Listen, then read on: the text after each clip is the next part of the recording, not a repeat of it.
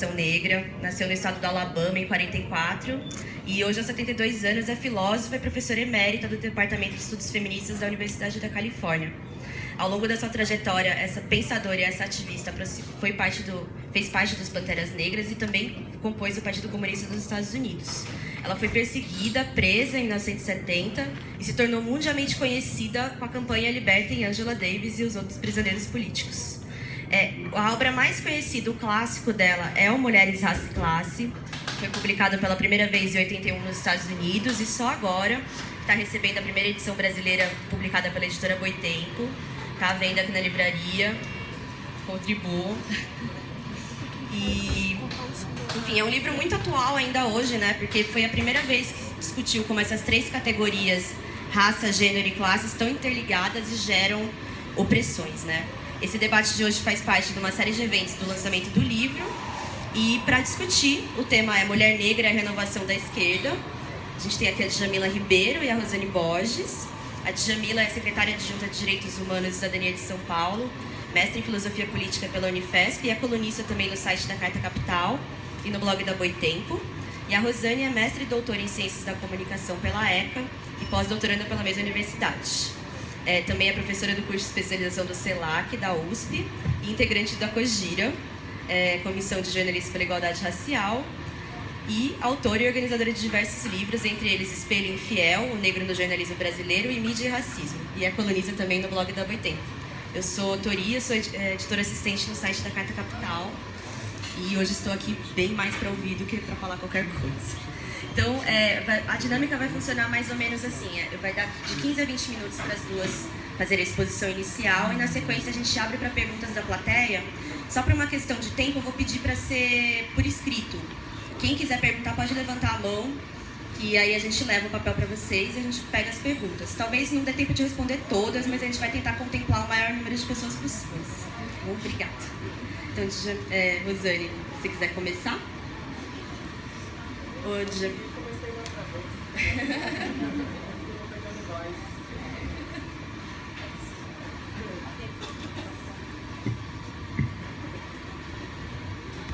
Boa noite a todas e todos. Eu acho que é desnecessário dizer da alegria, né?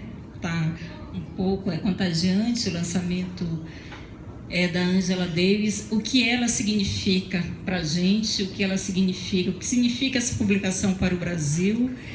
E antes, né, para a gente afastar qualquer voz que diz, olha, como eles veem racismo em tudo, a gente tem prova e convicção. É um livro que é publicado em 1981 e é considerado um clássico, e é assim que eu chamo na orelha do livro.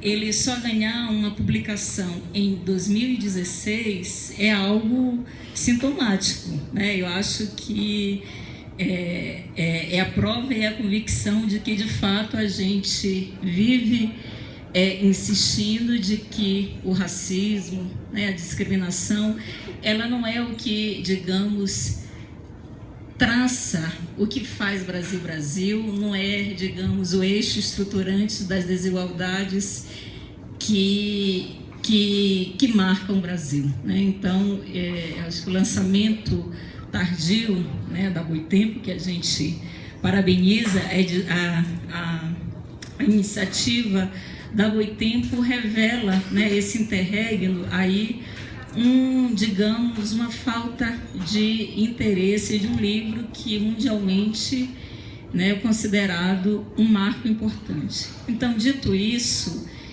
a minha fala vai ser muito um pouco, né, do que a Angela Davis representa para a gente, enquanto não só ativistas, militantes, população negra, mas o que ela representa para a gente enquanto país. É preciso a gente dizer, primeiro, que nós somos um país que escravizou por mais de 300 anos, porque a pergunta, muita gente veio me perguntar assim, mas por que a Angela Davis foi publicada, né? E aí eu falei, olha, mas a mesma pergunta eu faria pelos mesmos motivos que a gente leu Marx. Se o Marx ele é um clássico, ele é importante para pensar a exploração capitalista no mundo, a gente deve tomar esse mesmo parâmetro, porque sem nenhum exagero, sem ser megalômana, eu comparo o movimento da Angela Davis com o mesmo movimento do Marx. O que a gente aprende, o que a gente lê da teoria marxista? Que o grande, digamos, feito do Marx foi desnaturalizar classes. As hierarquias, as desigualdades, elas tinham como fundamento a biologia, ou o direito natural, ou a teologia. A gente tem um divisor de águas com a teoria marxista, que a gente passa a compreender que as hierarquias sociais, elas não são naturais, elas não são justificadas por uma chave natural. Ora, isso levou para o mundo um outro modo da gente conceber as hierarquias entre o que a gente chama de humano. Se a gente toma isso como um parâmetro importante para a gente pensar um outro modo de viver, um outro mundo, e se a gente considerar que os países que foram atravessados pela tragédia da escravidão moderna, como o Brasil, como os Estados Unidos, enfim, toda a diáspora na América que escravizou, a gente tem que tomar como conta e como consideração, e isso a gente deve considerar de maneira prioritária para o Brasil, que raça também, né, os negros são mais pobres, né, estão na posição que estão, porque a gente escravizou por mais de 300 anos. É impossível a gente viver em pleno século XXI com considerações, ainda que o mito da democracia racial ele esteja desgastado, e o Facebook ele serve para isso, ainda que a gente possa dizer, olha, mas as pessoas que se mostram racistas são covardes, elas dizem aquilo por dizer, não aquilo que é o Brasil, né? Quando a gente pergunta por que tanto ódio, com a polarização ideológica que a gente está vivendo, isso é o Brasil, nós somos um país violento, e a gente não reconhecer isso é a gente adiar diagnósticos mais precisos sobre o que nós somos. E essa violência se dá em grande medida, se justifica em grande medida pela chave racial negra. A gente reconhecer isso não é dizer que a gente está copiando, né, os Estados Unidos, porque a cópia mal assombrada já está dada. É a gente pensar o que é este país do ponto de vista da sua dinâmica socio-histórica, a retroalimentação das desigualdades. Ora, pensar isso e fazer um paralelo com a obra de Angela Davis é a gente municiar, e aí a orelha do livro que eu escrevi, eu tomo o conceito do Norberto Bobbio, que para ele um clássico é um intérprete único de seu tempo. É aquele que é capaz de criar teorias modelo de tal forma que a teoria modelo consegue explicar contextos diferentes daquele em que ele foi gestado. E, para mim, a Angela Davis é um clássico porque ela oferece elementos concisos, consistentes, densos para a gente pensar o nosso país. Então, acho que eu diria, né, que essa primeira, digamos, contribuição que a Angela Davis nos lega. Enquanto clássico, ela é uma bússola moral, ética, prática para a gente pensar o nosso país. Ora, o que a gente se desdobra se a gente acredita, se a gente toma como crível a obra da Angela Davis como uma obra de grande estatura? Acho que o segundo desdobramento é que ela, de certa forma, confronta, a gente tem toda uma tradição sociológica, enfim, política, que confinou algumas das nossas questões que são estruturais, à esfera privada, o tratamento do trabalho doméstico, né? E se a gente pensar quem está na maioria no trabalho doméstico, eu dei até o exemplo no debate passado, que a gente tem algumas questões que são muito simples e que às vezes a gente não conecta com o quadro geral. A gente vê as coisas muito no pequeno quadro. E o exemplo que eu dei é que quando eu morava no Butantã, tinha no prédio duas moças, duas diaristas, uma era negra, muito bonita, e a outra era branca. E eu costumo dizer que não era branca brasileira, era branca mesmo, né? Olhos azuis, loira. E essa menina era linda, né? A moça branca tanto quanto a moça negra. E eu lembro, era algo tão inquietante, era mais do que um desconforto. As pessoas vinham com incômodo para essa moça branca que dizia o seguinte: mas você é tão bonita, por que você é diarista? Você pode ser qualquer coisa, você pode ser modelo, você pode trabalhar na recepção de hotel. Perguntavam qual era a formação da moça branca.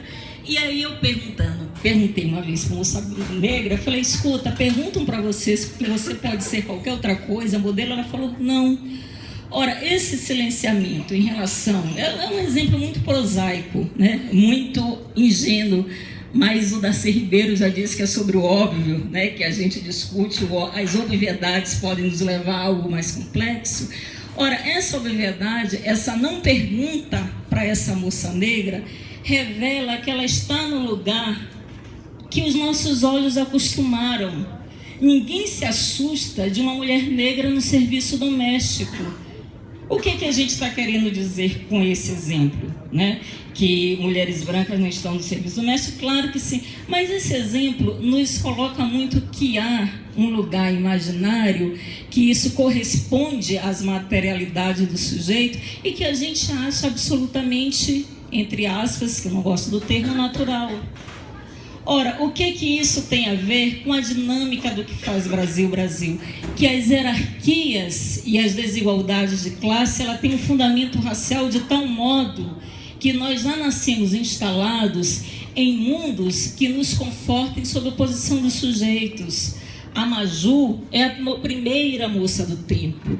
A Thaís Araújo foi a primeira personagem de uma novela. A gente está sendo sempre a primeira. E ainda que esse espanto... Eu lembro que quando eu morei em Brasília em 2013, uma amiga minha, uma grande amiga minha, Cláudia, uma mulher branca, que eu gosto muito, eu sou madrinha de uma das filhas dela, ela me ligou e falou assim: Roseli, eu tenho uma notícia muito boa para te dar. Eu troquei de dentista e meu dentista é um negro. Aí eu falei para ela: olha aí o racismo da surpresa. Ela falou: sua chata, eu estou te ligando para te dar uma notícia boa. Eu falei: escuta, Cláudia, você não gastaria um interurbano de São Paulo para Brasília para me dizer que seu dentista é branco? Ora, a Cláudia, que é uma pessoa que combate o racismo, essa fala da Cláudia revela, são desses lugares. E são dessas, digamos, nuances, essas questões que são muito simples e que podem, num grande quadro, abrir, digamos, o cenário do que são as nossas hierarquias, do que dizem respeito às nossas desigualdades. Ao dizer isso, a gente não está desconsiderando que a questão de classe, que engolfa todos e que engloba todos, atingem pessoas não negras, as pessoas brancas. Agora, o reconhecimento, quando a Angela Davis fala da herança da escravidão, é a gente reconhecer que num país que escravizou, pessoas negras que foram desumanizadas, elas carregam esse legado da discriminação se não houver medidas radicais de ruptura disso. E até agora nós não tivemos nenhuma medida de ruptura, nós não tivemos nenhuma medida radical. O roteiro continua sendo o mesmo. Ele continua sendo o mesmo, que nós temos um país em que o genocídio da juventude negra é algo que não nos mobiliza. Nós não nos comovemos, nós não choramos pelos jovens negros. Agora vejam vocês, de 10 jovens que morrem no Brasil, 7 são negros. Existe algo errado nessa contabilidade. Se a gente considerar, eu falei no sábado, né, em relação as mulheres negras estão no trabalho subalternizado, as mulheres negras ganham menos. Se a gente não concordar com o João Dória, porque ele parte do princípio que se todo mundo trabalhar, chega lá, né? Eu costumo brincar, se a gente não estiver de acordo com esse argumento do João Dória, então a gente tem que reconhecer que essas hierarquias, elas não se dão, não é porque alguns trabalharam mais, não é porque ele é trabalhador que ele virou empresário. Então a gente tem que passar a considerar o que faz esse nosso IDH tão escandaloso. A gente tem um índice de desenvolvimento humano que ele gravita, fica entre o 78º lugar. Chega um momento que número ordinário, a ordem aí pronunciar fica algo complicado, né? O 78º lugar e o 82º. Esse é normalmente o nosso índice de desenvolvimento humano. Quando a gente desagrega esse índice, quando a gente considera a população branca ou a população negra, o nosso índice melhora. Significa dizer que nós vivemos muito bem. A gente tem um índice que se compara com a Bélgica, daí aquele velho, a velha junção da Belinja. Nós somos Bélgica, nós temos o DH de país desenvolvido. Ficamos no 38º lugar, 42º. Quando a gente considera apenas o índice de desenvolvimento humano da população negra ou da população não branca, o nosso DH vai para o 114º lugar. Ora, existe um fundamento racial que é o que diz o que é a desigualdade no Brasil. É impossível, como a gente costuma dizer, Jurema Werneck diz, que o tempo da inocência já acabou e já foi tarde. A gente não enfrenta a questão do capitalismo e das desigualdades se a gente não trabalha a raça, o racismo, como um nexo prioritário numa sociedade que foi marcada pela tragédia da escravidão moderna. E, ora, aí vocês podem dizer, mas será que a obra da Angela Davis ela pode incidir sobre essas questões do Brasil? Sim, em sendo clássico, em sendo uma mulher, que aí muita gente diz, mas o nosso racismo é diferente do racismo a nossa escravidão foi diferente, o nosso racismo é diferente dos Estados Unidos, porque lá houve um apartheid, né? O apartheid ele foi oficial, mas não precisamos mais de oficialidade com dados desse. Há um apartheid que separa negros e brancos. A gente tem o IDH para dizer que há vivemos os dados, como eu falei ainda há pouco, do genocídio da juventude negra, e a gente ouve poucos intelectuais negros.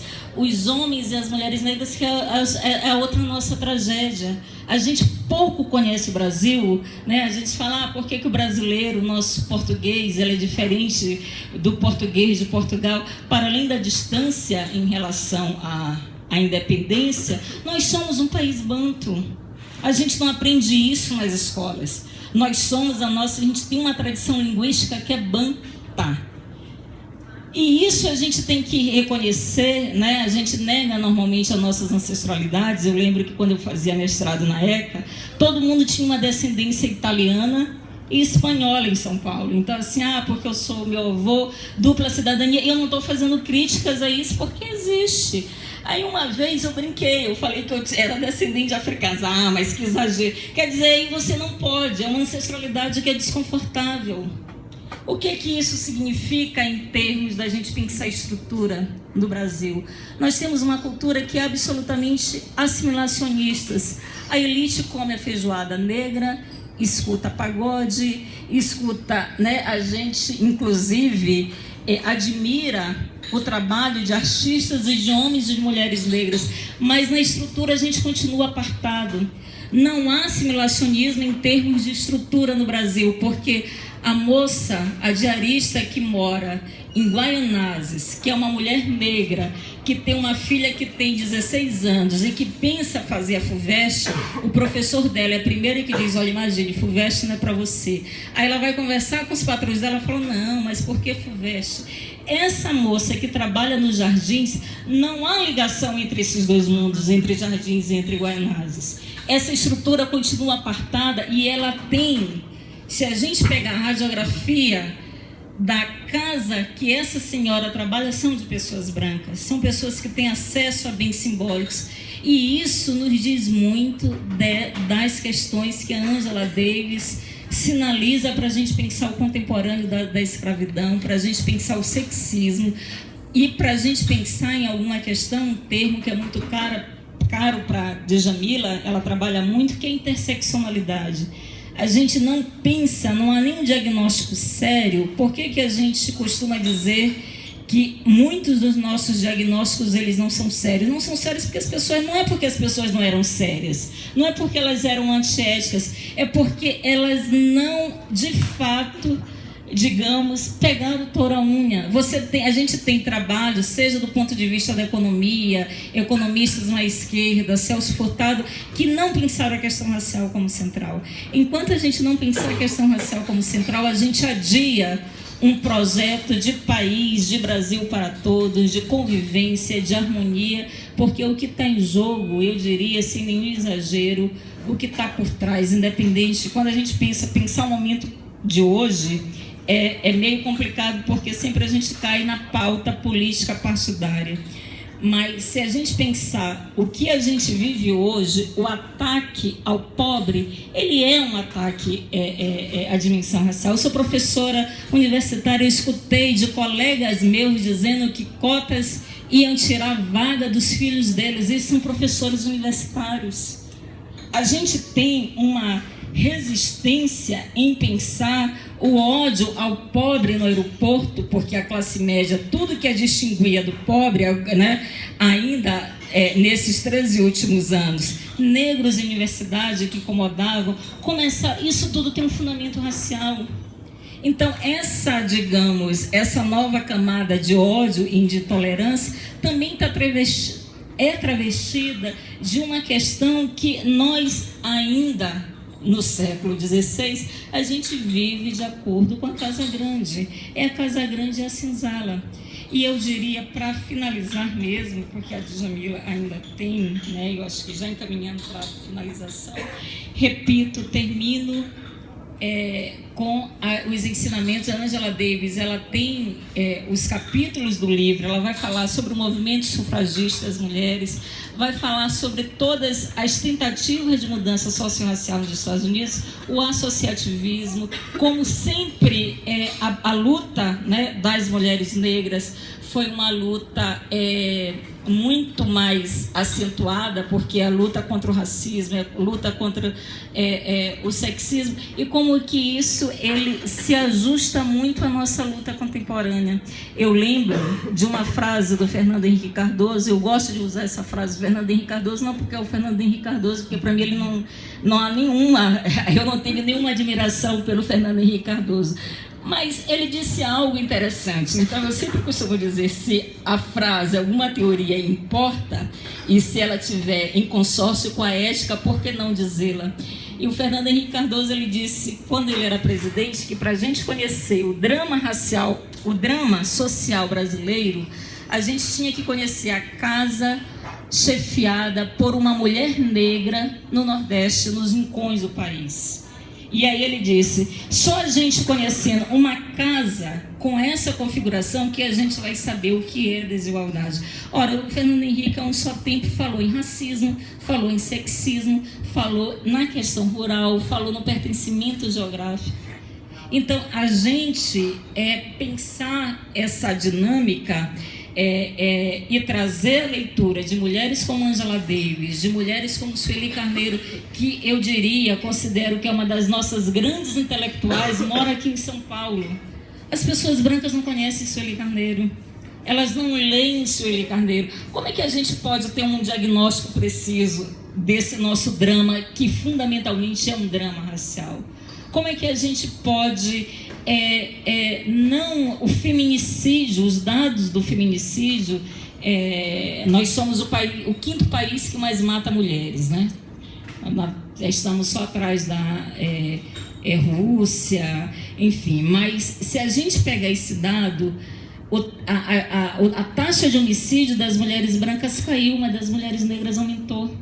As mulheres negras continuam morrendo muito e elas morrem das piores maneiras. A gente tem várias formas do feminicídio. Um deles, quando Angela Davis nos aponta de que a masculinização da mulher negra foi algo terrível para o imaginário racista, porque todo mundo via a mulher negra como a mais forte, pau para toda obra. Da onde vem isso? Vem da escravidão. E eu lembro, eu falei isso também no sábado passado, eu dei formação para médicos na Prefeitura de Santo André, em 2004. Foi uma das cenas mais chocantes que me emociona até hoje. Saiu uma reportagem na Folha de São Paulo dizendo que quando os médicos tinham que escolher mulheres, né, isso no parto, para dar anestesia, como estava faltando, eles não aplicavam nas mulheres negras. E aquilo me chocou. Falei, olha, é o Estado matando, não sei o quê. Eu fui arrasada e eu dei o exemplo, eram só médicos e médicas. E a resposta deles foi a seguinte: mas professora, não é isso que acontece? Eles faziam aquilo. Ora, o que é essa morte cotidiana, esse feminicídio? Porque SUS é o Estado que mata essas mulheres negras. Da onde é que vem essa decisão? Que imaginário que alimenta isso? É o imaginário da escravidão. Então, se a gente não juntar Lé com Cré e dizer que o que a gente tem hoje em termos de dados, que são terríveis e vergonhosos para o nosso país, é um dado que está em conluio com o país da escravidão. A gente tem um programa de governo, e aí eu não tenho como furtar isso, chamado de Ponte para o Futuro, mas o que a gente tem é a ponte para o passado. A gente tem algo que é terrível para uma agenda racial. E eu diria que, ensino clássico, Angela Davis é um caminho seguro, um caminho ético, um caminho fundamentado para a gente dizer bem-vindo ao século XXI, porque nós somos um país que vivemos também ainda no século XV, no século XVI, quando a gente levanta esses dados. E eu terminaria, de fato, sem malandragem, dizendo uma frase que eu gosto muito, que é uma frase do movimento feminista negro, que diz o seguinte: todas as mulheres são brancas, todas as mulheres são brancas, todos os negros são homens, mas algumas de nós temos coragem. E Angela Davis, a Sueli Carneiro, a Jurema Werneck, a Patrícia Hill Collins, a Lélia Gonzalez, a Cláudia, que foi arrastada por aqueles policiais no Rio de Janeiro, todas elas tiveram coragem.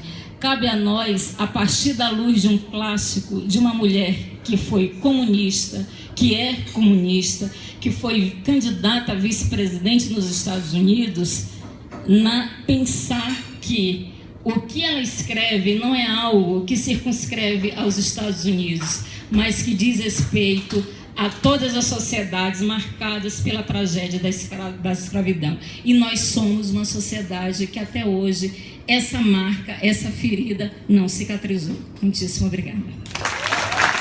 A todas e todos, peço desculpas pela voz, estou super gripada, mas acho que vamos lá. Primeiro quero agradecer a Boitempo, a Carta Capital por esse evento.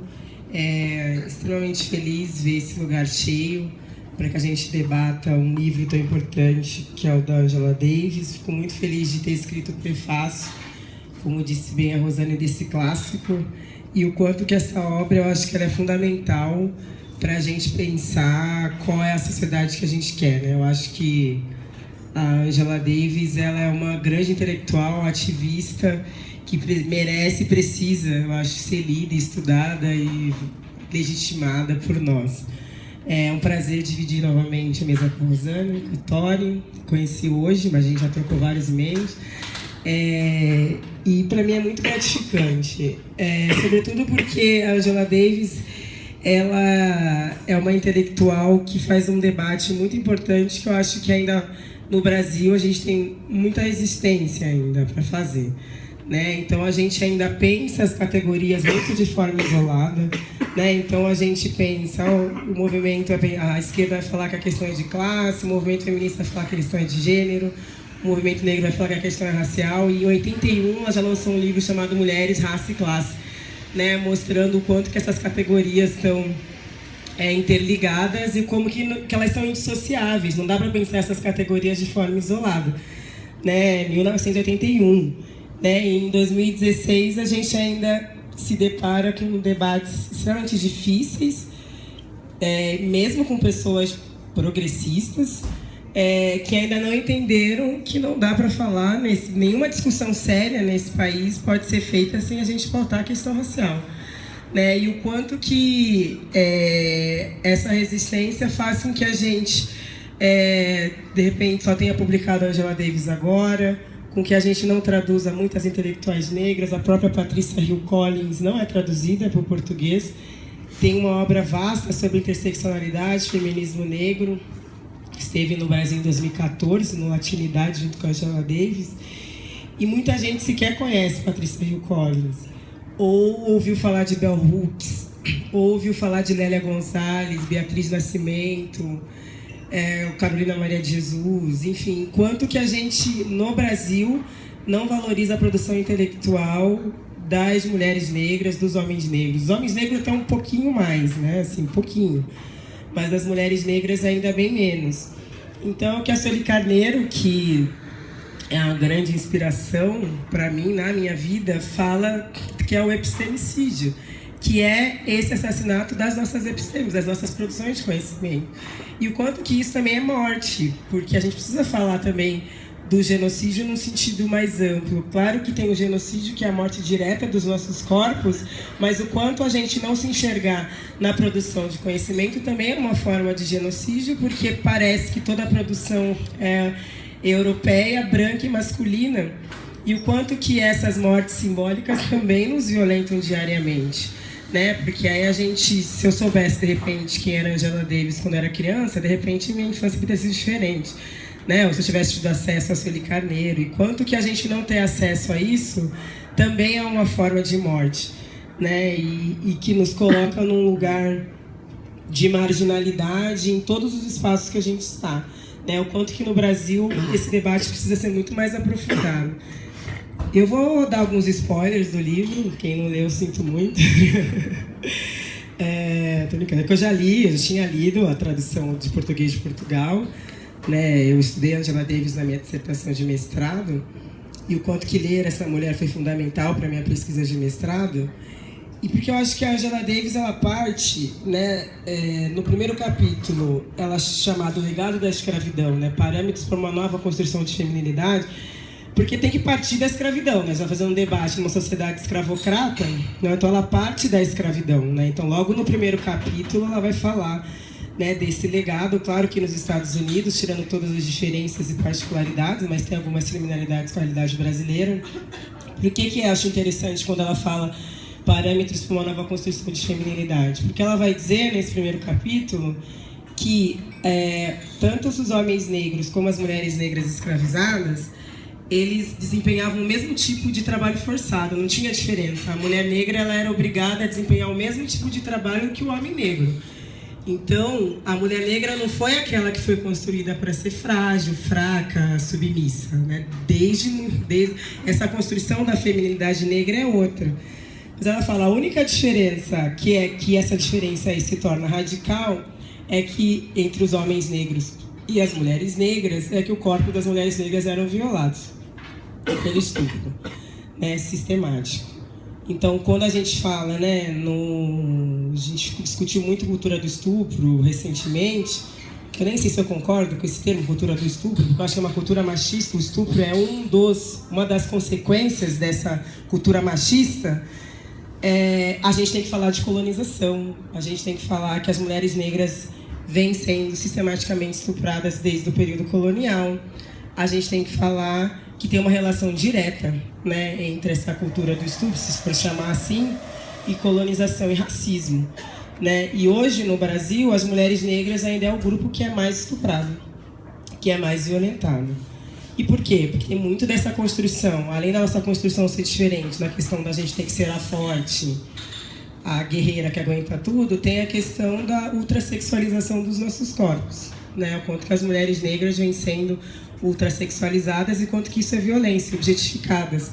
E essa objetificação, como diz a Luísa Barros, outra grande, que infelizmente nos deixou recentemente, é como se, quando a mulher negra é violentada, a gente ainda quisesse justificar essa violência. Mas elas já são lascivas, elas já são fáceis, elas gostam. Né? É uma forma de justificar ainda essa violência.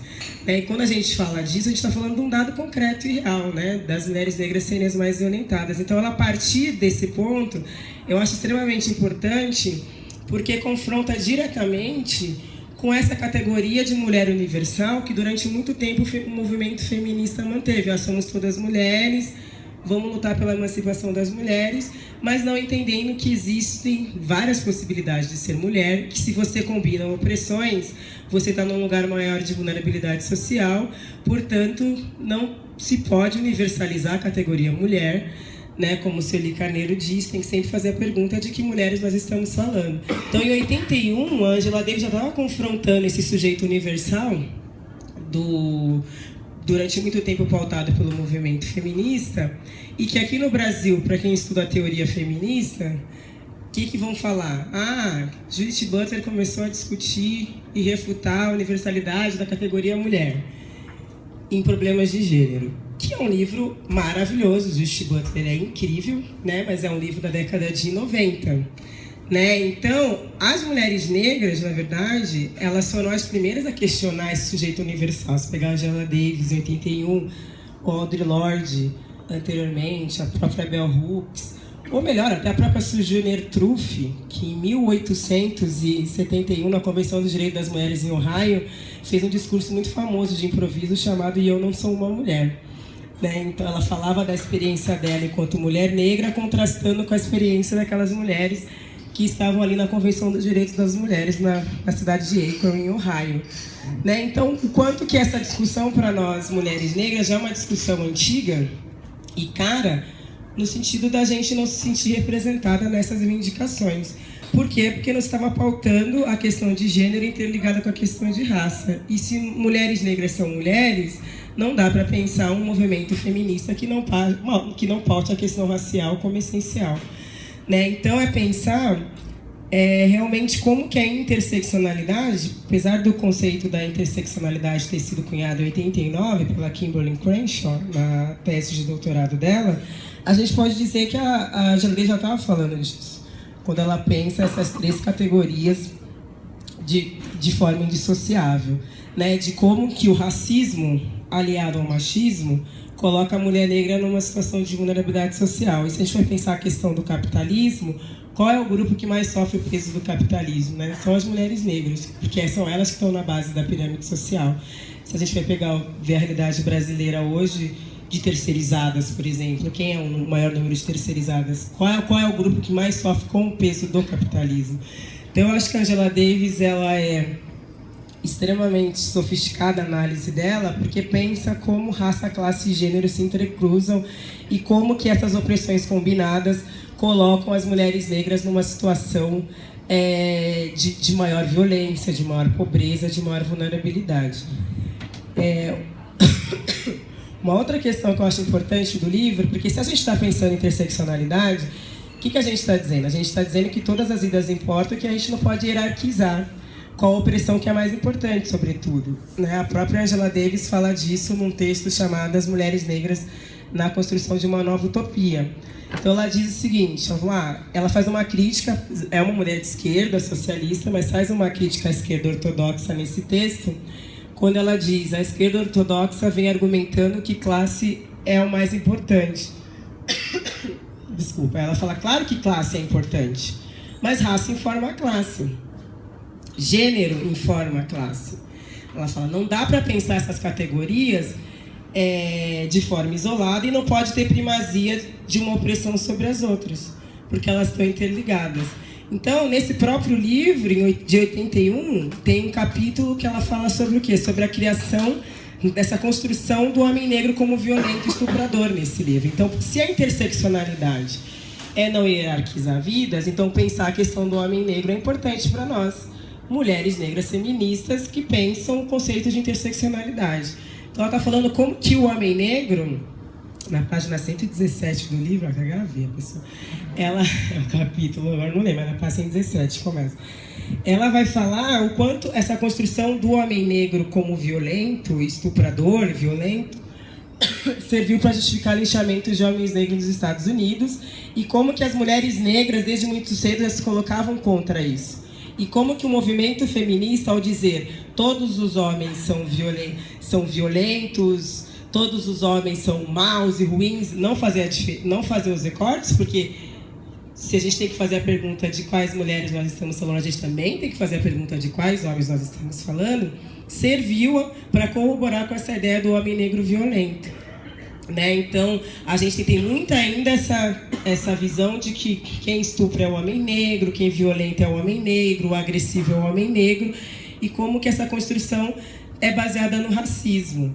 Né? Então, quando a gente fala no movimento feminista, quando diz morte aos homens, por exemplo, muitas vezes, a depender da vertente, porque é bom dizer que o movimento feminista ele é diverso, heterodoxo, tem várias correntes, não necessariamente nós concordamos entre nós, muito pelo contrário. Quando tem algumas correntes que dizem morte aos homens, nós mulheres negras vamos perguntar, mas morte a quais homens? Né? Até porque o homem negro já está morrendo sistematicamente na mão do Estado. A gente vive num país que a cada 23 minutos um homem negro é assassinado. Então, não fazer os recortes, o homem branco, heterossexual, rico, esse é o que está lá, né? Mas o homem negro ele também é oprimido. Então, quando a gente fala, por exemplo, muitas vezes em debates, em 2016, participei de debates em que as mulheres falavam assim: mulheres ganham até 30% menos que homens. Eu acho surreal usar essa frase num país como o nosso. Eu acho extremamente surreal. Né? Por quê? Que mulheres, primeiro.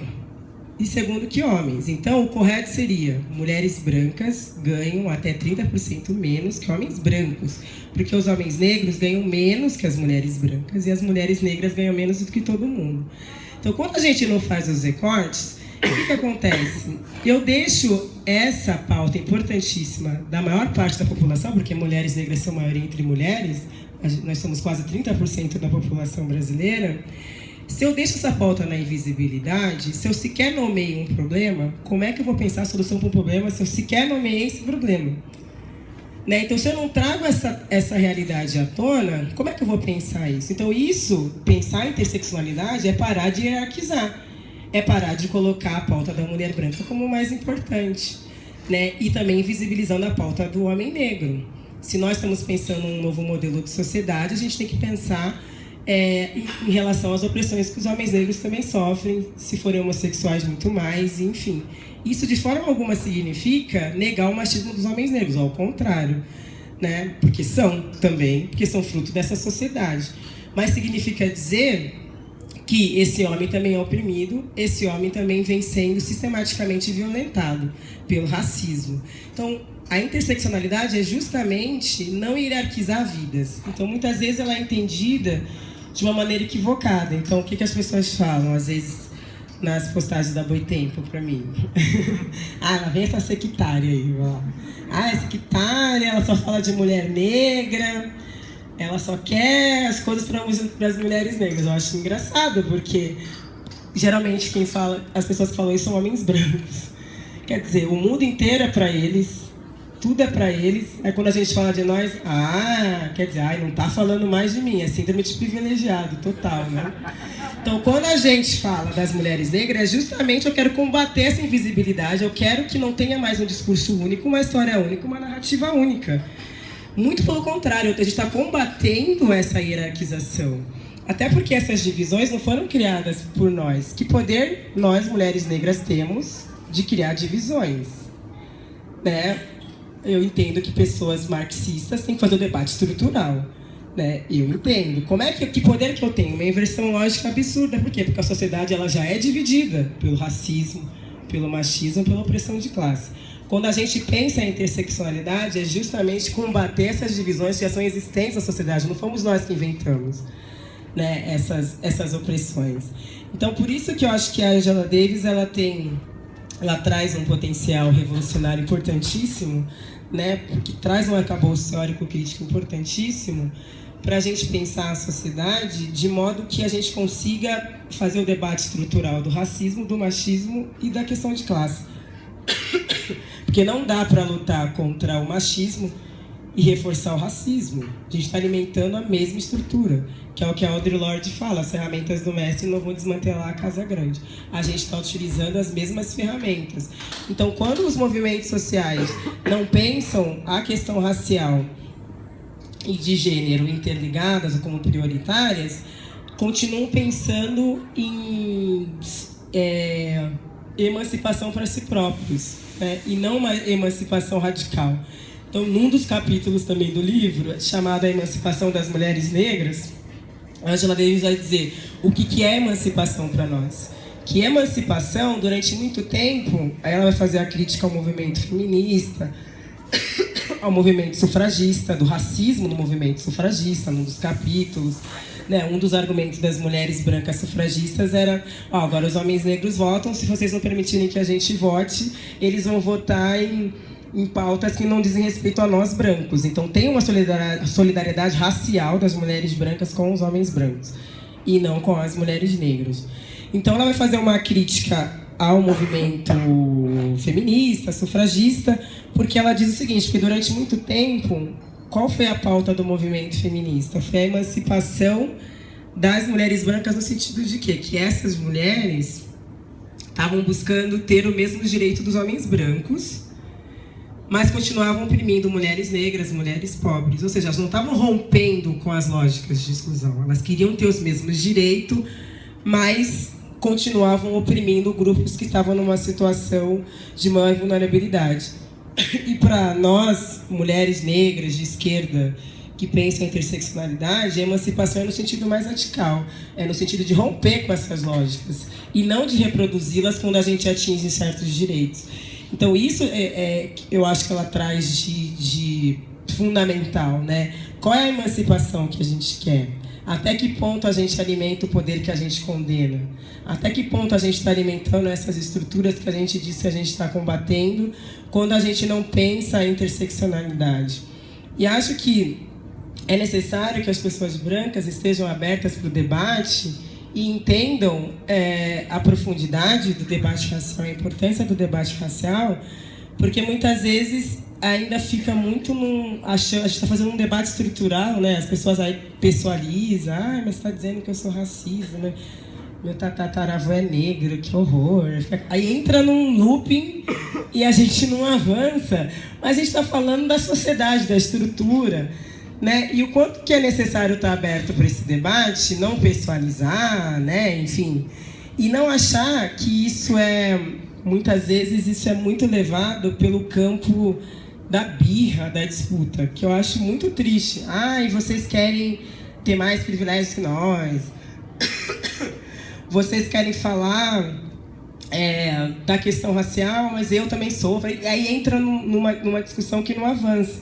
Então, acho que é necessário a gente se abrir para o debate e entender que quando a gente fala que é necessário o debate racial como prioridade, a gente está falando de uma sociedade escravocrata, teve 354 anos de escravidão, de um país que foi o último do mundo a abolir a escravidão, o último. Um país que no processo de industrialização não criou mecanismos para que a população negra pudesse realmente fazer parte da sociedade. Então a gente está falando de um país que a cada 23 minutos um jovem negro é assassinado. A gente está falando de um país que no último mapa da violência de 2015 provou-se que diminuiu em 9,6% o assassinato de mulheres brancas e aumentou em 54,8% de mulheres negras. A gente está falando de um país onde a nossa invisibilidade nos espaços de poder é gritante. Que a nossa invisibilidade na mídia hegemônica é gritante. Então, a gente está fazendo um debate estrutural, um debate sério, de que a gente quer existir, mas a gente quer existir com dignidade, que a gente quer existir, mas que a gente quer ter direitos. Então, é muito importante a gente pautar essas questões por esse viés, entendendo que o racismo é um sistema de opressão, que o racismo estrutura todas as relações sociais nesse país. Portanto, não dá para falar de economia sem falar de racismo. Portanto, não dá para falar de qualquer tema nesse país sem falar de racismo. É disso que a gente está falando. É um debate muito mais sério e profundo, né? E é necessário a gente se abrir e sair do senso comum e entender que quando a gente fala de vidas, de pessoas, a gente não pode ter opinião. Né? Eu sempre brinco com isso, num texto meu na carta, assim, que opinião é eu falar, eu gosto mais de sorvete de morango, o outro falar, eu gosto mais de sorvete de chocolate. Tudo bem. Eu gosto mais de yoga, eu gosto mais de lasanha. Beleza. Totalmente banal, não influencia a vida de ninguém. Mas quando eu falo de direitos, de vidas de sujeitos, é no mínimo leviano eu achar alguma coisa. Mínimo leviano eu dizer, mas eu acho que você está exagerando. Se você não fez uma leitura, se você não entendeu sobre o assunto, ou dizer, mas eu acho que o racismo não existe. Eu pode achar, posso achar. Não exclui o fato de existir. Quanto que é importante a gente se apropriar do debate de forma séria, porque a gente está falando de vidas, a gente está falando da maior parte da população que vem sendo sistematicamente violentada. Então é um compromisso das pessoas brancas, a responsabilidade das pessoas brancas em também entender os seus privilégios, discutir racismo pelo lugar da branquitude, pelo lugar do poder, pelo lugar do privilégio, e o quanto que é importante esse compromisso das pessoas brancas também, pensar a questão racial, porque isso não é um problema nosso, da população negra, é um problema da sociedade. Né? E para isso precisa estar aberto ao debate, aprofundar o debate, e acho que a Angela Davis é uma leitura fundamental para todas as pessoas que verdadeiramente estão pensando um outro modelo de sociedade, que verdadeiramente está pensando um projeto de nação, porque a gente nem pode falar que o Brasil é nação quando a maioria da população desse país está apartada de vários espaços importantes. Então, acho que a contribuição... Está acabando meu tempo, né?